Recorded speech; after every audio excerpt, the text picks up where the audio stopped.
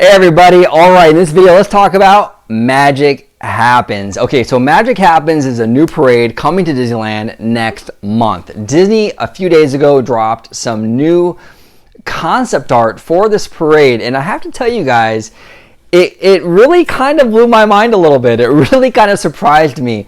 Back at D23, they announced this parade, right? And I was impressed with the concept art. It looked good. It looked good.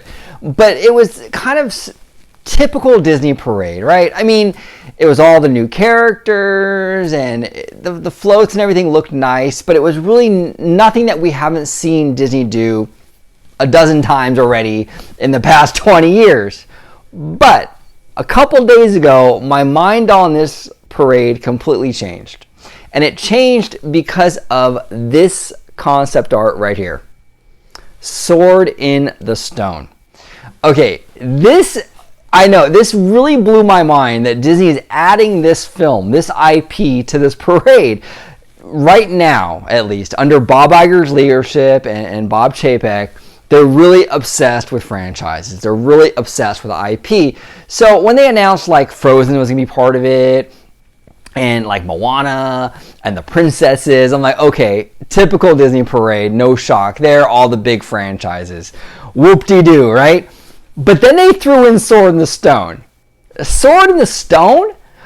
Honestly, do you guys remember the last time Sword in the Stone was like represented in any parade?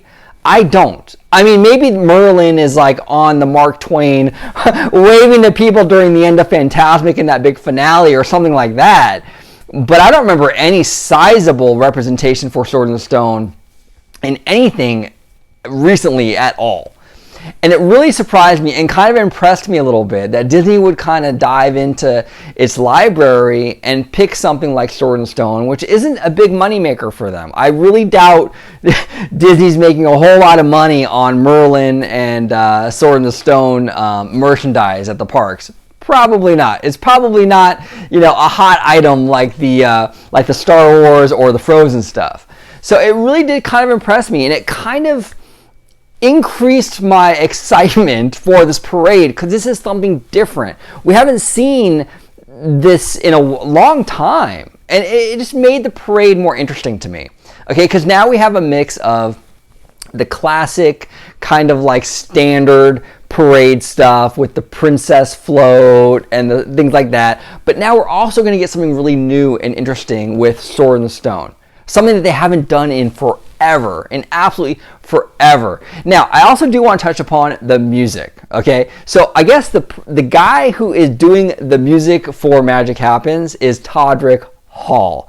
I am and I have been a massive fan of Todrick Hall for years. Okay, I love his work. If you guys are not familiar with him, go on YouTube, type in Todrick Hall Disney. He has all kinds of Disney parody like musical things and really funny stuff with like Mary Poppins. He did something with Beauty and the Beast, and he is a really creative, fun guy, and I cannot wait to see what he does with the music for Magic Happens, because I think he's really the guy. He's talented, like straight up. He is really, really talented, and I think he's gonna bring something really special to this parade with the music. So I am way more excited for Magic Happens than I was a few months ago. I'm really excited for this new Sword in the Stone float.